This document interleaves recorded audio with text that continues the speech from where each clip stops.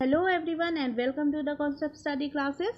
So student, in this video I'm going to explain you some important carbon compounds like ethanol and ethanoic acid, which is very useful in our daily life, and about soap and detergents. So okay, let's begin. So first I will going to explain you about ethanol, है ना. Ethanol, what is ethanol? जैसा कि नाम से ही आपको यहाँ पे दिख रहा होगा, जो इथेनॉल है, it is a member of alcohol group. It is a member of alcohol group. Okay, यहाँ पे देखिए ये ओएल जो लगा हुआ है, it is a member of alcohol group, और इसका जो कॉमन नेम है that is ethyl alcohol. Okay, it is generally called the simply alcohol because it is the active ingredient in all alcoholic drinks. और जो भी हमारी alcoholic drinks होती हैं लाइक बियर, रम, इनमें ये एक्टिव इंग्रेडिएंट होता है. ओके, सो इसलिए consuming a small quantity of dilute ethyl alcohol causes drunkenness, है ना. अगर हम थोड़ा सा भी, यहाँ पे देखिए ये डाइल्यूट इथाइल अल्कोहल को हम कंज्यूम करते हैं, उसको प्योर फॉर्म में नहीं हम करते. ये देखिए यहाँ पे pure alcohol is known as absolute alcohol. तो हम इसको डायरेक्ट हम नहीं ले सकते हैं, क्योंकि अगर हमने उसको डायरेक्ट इनटेक किया तो दैट में प्रूफ लीथल, है ना, जो कि हमारी जो जान है वो भी जा सकती है इससे. इसलिए हम उसका डाइल्यूट फॉर्म यूज़ करते हैं. ओके, तो consuming a small quantity of dilute ethyl alcohol causes drunkenness. अब हम यहाँ पे इसकी फिजिकल प्रॉपर्टीज देख लेते हैं. तो ethanol is volatile and colourless liquid. इसका कोई भी कलर नहीं रहता और ये वोलेटाइल होता है. Okay, and ethanol is liquid at room temperature. Room temperature पे वो लिक्विड होता है. Ethanol has a pleasant smell. उसकी स्मेल बहुत ही प्लीजेंट टाइप की होती है. ओके, मीन सुहानी टाइप की होती है. अब यहाँ पे हम देखेंगे इसका melting point and boiling point. इसका जो मेल्टिंग पॉइंट है that is -114 degree centigrade and boiling point is 78.37 degrees centigrade. Okay, and it is a soluble in water in all proportions, means ये water में easily soluble हो जाता है, इसलिए it is act as a good solvent. Okay, जो हमारा ethyl alcohol जो या इथेनॉल जो है, it is act as a good solvent, क्योंकि ये वाटर में easily soluble हो जाता है, dissolve हो जाता है. ठीक है ना. तो it is also use in many medicine such as tincture iodine, या जो हमारे कफ सिरप्स होते हैं उसमें भी ये इथेनॉल बहुत ही ज़्यादा क्वांटिटी में यूज़ होता है. ओके, अब जो नेक्स्ट है हमारा that is chemical properties of ethanol. Okay, तो यहाँ पे हम दो रिएक्शंस देखेंगे इथेनॉल की. ओके, तो यहाँ पे देखिए हमारी जो फर्स्ट रिएक्शन है, reaction of ethanol with sodium. तो ethanol gives sodium ethoxide when react with sodium along with hydrogen gas. Okay, तो हमारा ये इथेनॉल है, ये देखिए यहाँ पे इथेनॉल को जब हम सोडियम के साथ रिएक्ट करेंगे तो ये क्या प्रोडक्ट क्या बनेगा, इससे बनेगा sodium ethoxide plus hydrogen gas. Okay, अब जो हमारा अनसैचुरेटेड हाइड्रोकार्बन के साथ अगर हमने उसको रिएक्ट किया इथेनॉल को, तो उससे क्या होगा. अब ये वाली जो हमारी प्रोसेस है ना, ये वाली जो प्रोसेस है इसको हम बोलते हैं रिमूवल ऑफ वाटर. मतलब इथेनॉल से वाटर को हम कैसे रिमूव कर सकते हैं, है ना. तो यहाँ पे देखिए ये हमारा इथेनॉल है और इसको हॉट कॉन्सेंट्रेटेड H2SO4, है ना, जो हमारा सल्फ्यूरिक एसिड है उसके साथ हमने इसको हीट करेंगे, है ना. तो हमारा जो प्रोडक्ट है वो क्या बनेगा, ethene, CH2 double bond CH2, है ना. तो जो हमारा प्रोडक्ट है वो इथीन बना, और इससे ये देखिए ये वाटर जो है हमारा ये यहाँ पे रिमूव हो गया. तो इसलिए यहाँ पे जो ये हमारा H2SO4 था, इसने एक्ट किया as a dehydrating agent. Dehydrating agent क्या होता है, जो वाटर को निकाल देता है ना. तो इसने वाटर को वहाँ से रिमूव कर दिया, है ना. तो दिस इज़ अ प्रोसेस कि हम कैसे उसको सैचुरेटेड से अनसैचुरेटेड हाइड्रोकार्बन में कन्वर्ट कर सकते हैं. Okay, so these all the physical and chemical properties of ethanol. Now the next slide is ethanoic acid. Okay, अब हम यहाँ पे देखेंगे इथेनॉइक एसिड। जैसा कि आपने इथेनॉल में देखा था कि वो अल्कोहल फैमिली का ग्रुप था, ऐसे यहाँ पे इथेनॉइक एसिड में देखिए ओइक एसिड लगा हुआ है। So yes, it is a group of carboxylic acid, है ना। So ethanoic acid is another one of the most important product है ये, product of carbon. Okay, the common name of ethanoic acid is acetic acid, है ना। इसका जो common name है that is also known as acetic acid, है ना। जो कि बहुत, यहाँ पे देखिए इसका मैं फॉर्मूला आपको बताती हूँ। इसका फॉर्मूला है CH3, ये यहाँ पे 3 है, CH3COOH, ठीक है ना। So that is ethanoic acid, है ना। ये जो है हमारा, दिस इज इथेनॉइक एसिड, है ना।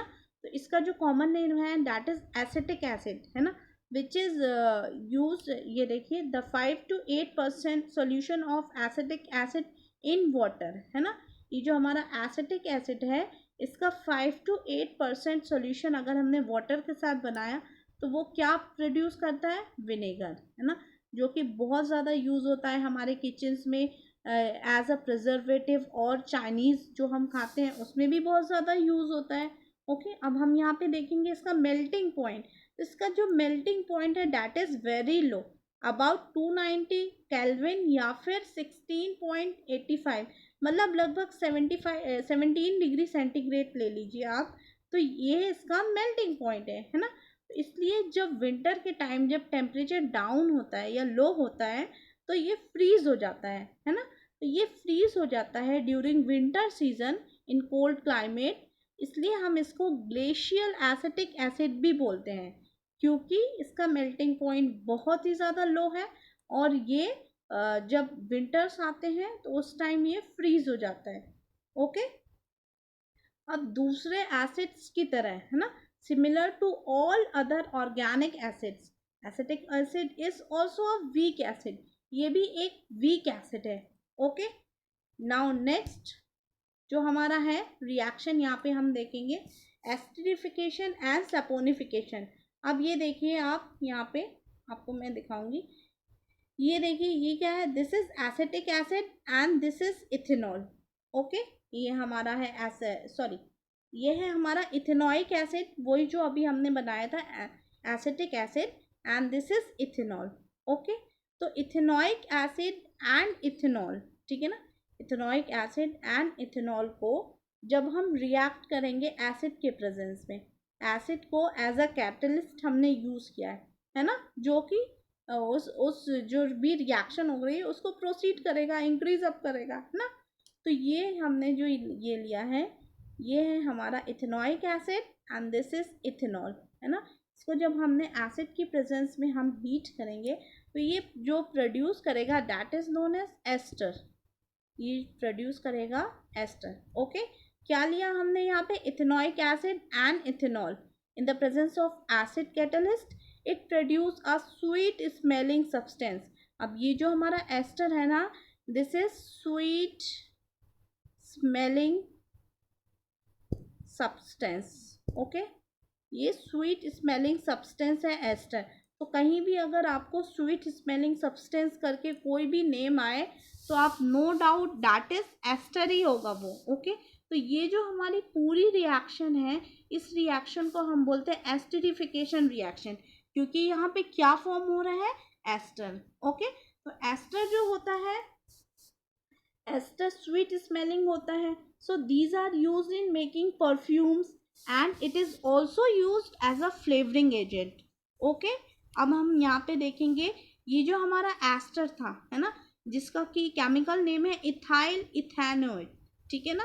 तो ये एस्टर को हमने जब सोडियम हाइड्रोक्साइड के साथ उसको उसकी रिएक्शन करेंगे तो वो क्या फॉर्म करेगा, sodium ethanoate and ethanol. Okay, तो ये जो हमारा बना that is known as soap, that is SOAP soap, ये हमारा बन गया सोप मॉलिक्यूल, है ना। और सोप क्या होते हैं, soaps are sodium salt of acetic acid, है ना। तो ये हमारा बन गया सोप, है ना। यहाँ पे देखिए ester react in the presence of acid और base to give back the alcohol and carboxylic acid. तो ये बन गया हमारे sodium salt of acetic acid और ये इथेनॉल। ओके, और ये जो पूरी प्रोसेस है इसको हम बोलेंगे सैपोनिफिकेशन, क्योंकि इसमें सोप फॉर्म हुआ है ना। सोप कैसे फॉर्म हुआ है, एस्टर को हमने ट्रीट किया है सोडियम हाइड्रोक्साइड के साथ, है ना, और इसने बनाया है sodium salt of acid and alcohol बनाया है हमारा, ठीक है ना। तो फर्स्ट रिएक्शन जो हमारी हुई है, फिर देखिए जो फर्स्ट रिएक्शन हुई है दैट इज एस्टरिफिकेशन रिएक्शन, जिसमें हमने इथेनॉइक एसिड एंड इथेनॉल को रिएक्ट कराया था इन the presence of acid catalyst, है ना। तो इसने एस्टर फॉर्म किया था, इसने क्या फॉर्म किया था, एस्टर, स्वीट स्मेलिंग सब्सटेंस, है ना। तो ये है एस्टरिफिकेशन। एंड सपोनिफिकेशन में ये जो हमारा एस्टर बना था इसको हमने ट्रीट किया सोडियम हाइड्रोक्साइड के साथ, तो इसने क्या बनाया, सोप, है ना, सोप का मॉलिक्यूल बनाया, है ना, जिसको कि हम बोलते हैं sodium salt of acetic acid, and वापस से हमको अल्कोहल मिल गया इथेनॉल, है ना। So this is known as saponification. तो esterification and saponification, okay. So these are the two reaction जिनको हमने देखा यहाँ पे इथेनॉइक एसिड से। अब हम यहाँ पे देखेंगे नेक्स्ट जो हमारी रिएक्शन रहेगी, reaction with carbonates and hydrogen carbonates. जो हमारे इथेनॉइक एसिड रहता है ना, और इथेनॉल, जो अभी हमने दो हमारे कंपाउंड्स पढ़े कार्बन के विच आर वेरी इंपॉर्टेंट, कौन से पढ़े हैं, इथेनॉइक एसिड, इथेनॉइक एसिड, ठीक है, एंड इथेनॉल। इन दोनों के बीच में क्या डिफरेंस है, क्या डिफरेंस है इन दोनों के बीच में, तो ये है वो टेस्ट जो कि इन दोनों के बीच के डिफरेंस को बताता है। Okay, reaction with carbonates and hydrogen carbonates. तो यहाँ पे हम देखेंगे इन दोनों के बीच के रिएक्शन डिफरेंस को ये बताएगा। यहाँ पे देखिए, जब हम सोडियम इथेनॉइक एसिड को, है ना, जब सोडियम कार्बोनेट या सोडियम बाइकार्बोनेट के साथ रिएक्ट कराएंगे, है ना, किसको हमने रिएक्ट कराया, इथेनॉइक एसिड को, जब हमने सोडियम कार्बोनेट या सोडियम बाइकार्बोनेट के साथ रिएक्ट किया है तो इसने बनाया है सोप मॉलिक्यूल। यहाँ पे देखिए soap, sodium ethanoate and CO2 दोनों में निकल रही है और वाटर मॉलिक्यूल। बट जो हम ये इथेनॉइक एसिड में तो CO2 प्रोड्यूस होगी, है ना, इथेनॉइक एसिड में CO2 प्रोड्यूस होगी, बट जो हमारा इथेनॉल है उसमें नहीं प्रोड्यूस होगी। तो यही वो रिएक्शन है जो कि डिफरेंस बताती है between ethanoic acid and ethanol के बीच में। ओके, अब यहाँ पे एक और रिएक्शन मैं आपको क्लियर करूँगी। ये देखिए हमारा ये जो है CH3COOH, क्या है ये, इथेनॉइक एसिड।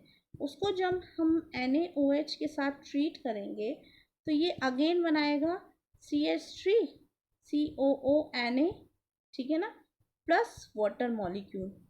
जो हमारा सेपोनिफिकेशन था उसमें तो हमको अल्कोहल मिल रहा था, बट इसमें वाटर मॉलिक्यूल मिल रहा है ना। सोप तो यहाँ पे भी फॉर्म हो रहा है ना, बट उसमें अल्कोहल बन रहा था C2H5OH, है ना, और इसमें क्या बन रहा है हमारा, वाटर बन रहा है। तो इसमें भी सोप बन रहा है, बट इस रिएक्शन को सेपोनिफिकेशन रिएक्शन नहीं बोलेंगे, जबकि ये वाली जो हमारी रिएक्शन है this is known as saponification. Okay, इसमें आप कंफ्यूज मत होइएगा, ठीक है ना, इन दोनों reaction. So the next is about physical and chemical properties के बीच में डिफरेंस देखेंगे हम यहाँ इथेनॉल एंड इथेनॉइक एसिड के बीच में। ओके, सो हम पहले यहाँ पे देखेंगे फिजिकल प्रॉपर्टीज के बीच में जो डिफरेंस है। सो फर्स्ट है it has specific smell. Okay, जो हमारे इथेनॉल होते हैं उनकी जो स्मेल होती है वो एक स्पेसिफिक टाइप की होती है, and it has a smell like vinegar. Okay, second difference है it has burning taste, means जब आप उसको टंग पे रखोगे तो वो एक बर्निंग सेंसेशन आपको देगा, and it is sour in taste. वो नॉर्मली एसिड्स के ग्रुप के होते हैं तो वो खट्टे होते हैं। थर्ड पॉइंट है it does not freeze in winters. Okay, क्योंकि उनका मेल्टिंग पॉइंट हाई होता है इसलिए वो ईजिली फ्रीज नहीं होते हैं, लो होता है मीन्स, है ना, उसका मेल्टिंग पॉइंट लो होता है तो वो फ्रीज नहीं होते हैं। और इनका मेल्टिंग पॉइंट लगभग 17 डिग्री सेंटीग्रेड होते हैं, है ना। तो ये विंटर्स में जब टेम्परेचर इससे ज़्यादा डाउन होने लगता है ना, तो ये फ्रीज़ होने लगते हैं इथेनॉइक एसिड। तो इनको हम ग्लेशियल एसिटिक एसिड भी बोलते हैं, क्योंकि ये फ्रीज़ हो जाते हैं विंटर में। ओके, अब जो केमिकल प्रॉपर्टीज़ के बीच में डिफरेंसेस हैं हम वो देख लेते हैं। फर्स्ट डिफरेंस है, इथेनॉल जो है हमारा, it does not react with NaCO3, mean sodium hydrogen carbonate या सोडियम कार्बोनेट NaCO3 के साथ ये जो हमारा इथेनॉल है ये रिएक्शन शो नहीं करेगा, है ना। जबकि जो हमारा इथेनॉइक एसिड है ये इसके साथ रिएक्शन शो करके क्या प्रोड्यूस करेगा, CO2 gas. Okay, second difference is it Burns with blue flame. Ethanol Burns with blue flame means it is, वो इन्वायरमेंट को ज़्यादा हार्म नहीं पहुंचाएगा, and it does not burn with blue flame, so it is harmful for environment. The third difference is it does not effect blue litmus, means वो कोई colour show नहीं करेगा। जो इथेनॉल है वो ब्लू लिटमस पेपर के साथ कोई भी कलर शो नहीं करेगा। बट क्योंकि ये एसिड है ना, सो एसिड का जो बेसिक नेचर होता है वो ब्लू लिटमस पेपर को रेड में ट्रांसफॉर्म कर देता है ना। So it turn the blue litmus paper to red. Okay, तो ये हो गए हमारे differences between ethanol and ethanoic acid. The next is about soap and detergent. So basically what are soaps? Soaps are long chains of sodium and potassium salts of carboxylic acids. Okay, and ये जो detergents होते हैं they are ammonium salts of long chain of carboxylic acid and sulphonate salts होते हैं। Okay, soap basically जो होते हैं वो माइल्ड होते हैं एंड डिटर्जेंट थोड़े से हार्ड होते हैं as compare to soap. Okay, तो यहाँ पे हम पूरा जो क्लींजिंग एक्शन है सोप एंड डिटर्जेंट का वो यहाँ पे देखेंगे कि वो कैसे होता है। तो फर्स्ट सबसे पहले जो आपकी टेक्स्ट बुक में दिया है, सोप का मॉलिक्यूल हम ले लेते हैं, sodium salt of acetic acid. Soap का जो मॉलिक्यूल है अब हम देखेंगे इसमें क्लींजिंग एक्शन कैसे होता है ना। तो इसके दो एंड्स होते हैं, फर्स्ट ये कार्बन वाला और ये दूसरा होता है ये आयोनिक वाला। ओके, तो जो ये आयोनिक वाला जो पार्ट होता है ये वाटर लविंग होता है ना। ये जो आपको दिख रहा है ये सर्कल सर्कल से, it is a water loving part, है ना। ये वाटर में रहना इसको अच्छा लगता है, तो इट इज़ हाइड्रोफिलिक, है ना। It is hydrophilic part and the tail is hydrophobic, means उसको फोबिया हो गया है ना, वो वाटर से दूर रहता है। देखिए ये हाइड्रोफोबिक है ना, फोबिया वर्ड मीन्स दूरी बना लेता है। So the ionic end of the soap interact with water while the carbon chain interact with oil. यहाँ पे देखिए ये जो कार्बन चेन है इसने ऑयल से इंटरेक्ट किया है एंड ये जो आयोनिक एंड है ये वाटर लविंग है। सो this is hydrophilic part and this is, ये जो टेल है, ये जो हमारा हेड है ये हाइड्रोफिलिक है, ये वाटर में रहना इसको अच्छा लगता है, और ये जो टेल है this is hydrophobic part. Okay, तो ये अपने आप को एक क्लस्टर के रूप में ट्रांसफॉर्म कर लेता है इस टाइप से।